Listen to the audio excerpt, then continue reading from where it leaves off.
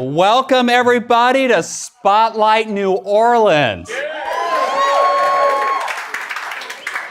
Thank you so much for coming out to our very first show. And I'll tell you this, it's a really big honor for me to share the spotlight with all of you here tonight. And we have this month's guest announcer, Chuck Perkins, over here at the podium. What's up, man? Hey, man. How you feeling tonight, Chuck? It's a struggle for a conscious brother. Yeah, you're right. Yeah, you're right. I knew you were going to say that. You know, I'd like to take a moment to acknowledge my previous announcer, Benjamin Arthur Ellis.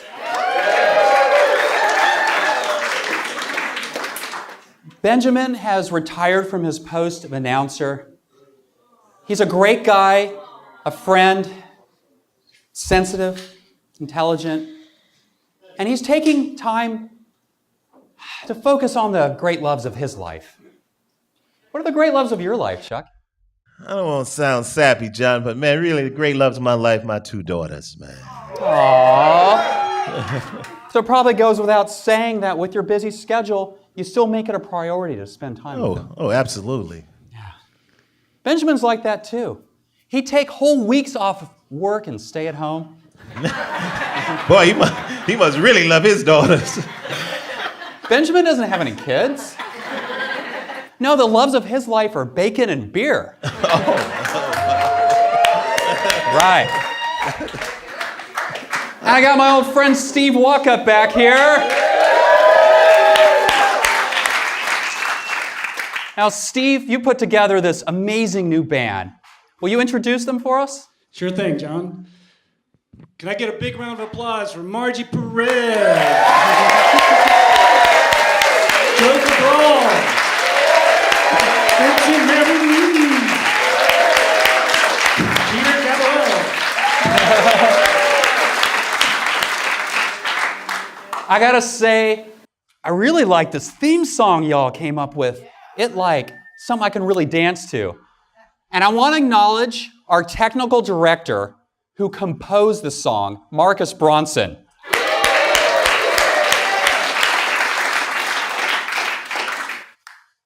You know, it's been a long time since I've been on the stage, and I had quite an interesting summer. For those who don't know, I work as a benefit auctioneer. And last month, I decided to take the next step in my career, and I attended the Worldwide College of Auctioneering. Yeah, it was awesome. And I didn't expect this at all, but it turned out to be one of the most inspiring experiences of my life. I and 30 other classmates spent 13 hours a day for 9 days straight at the Denver Airport Country Inn and Suites. Yeah. It was truly a bonding experience. There were people in my class, literally from all over the world, all different walks of life. And I got to become really close friends with people I may not normally hang out with. And of course, there were real cowboys there, learning to be cattle auctioneers with Stetson hats and boots and Wranglers and belt buckles. Yeah. You would have liked the boys in my class, let me tell you. The thing, though, about learning to become an auctioneer is some of these grown men had to learn to face their fear of public speaking. And it was really moving to see 6'5", 300-pound cowboys having to face their deep childhood issues to get over these fears. And by the end of 9 days, when we were all together for a graduation ceremony, I have never seen so many grown men cry. Me too. I made some lifelong friends.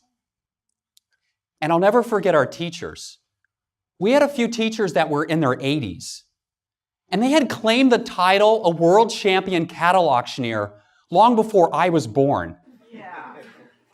And they taught all of us that the most important quality of being an auctioneer isn't how fast you talk, but integrity.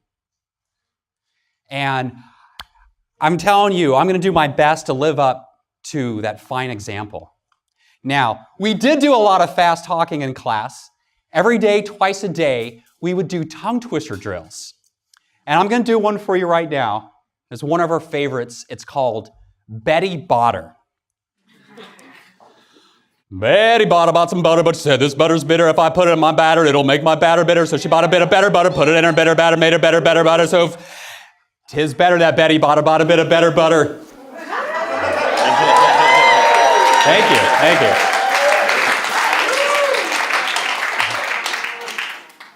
That Betty Botter is quite a gal. Now, later on in the night, we're going to be doing an auction to benefit the New Orleans Women and Children's Shelter. So everyone bid high. But for right now, I got a couple of things to say. Did anybody here see the Democratic presidential debate last week?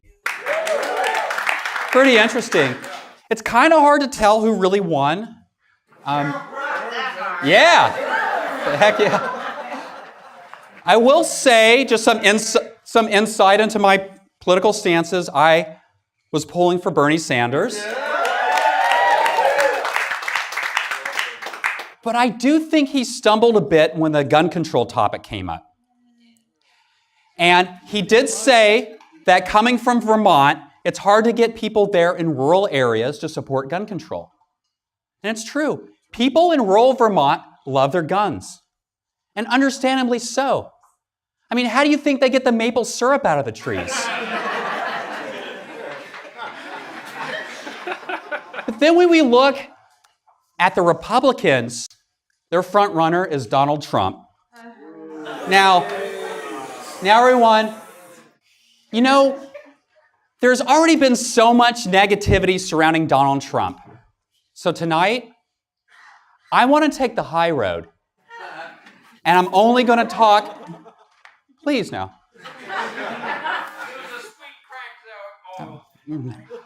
Tonight, I'm only going to talk about his positive attribute.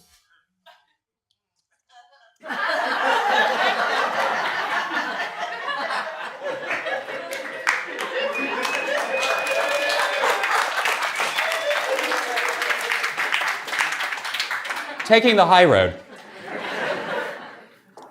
Now, it really may come down to Bernie Sanders versus Donald Trump. But you know, whoever wins, we're going to end up getting the worst hair in the White House since Martin Van Buren.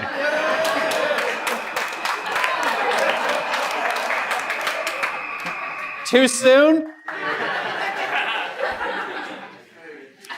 Folks, enough about politics. Y'all ready to have some fun? All right, let's send it over to the greatest house band in the world. Steve, Walk Up in the Night, people!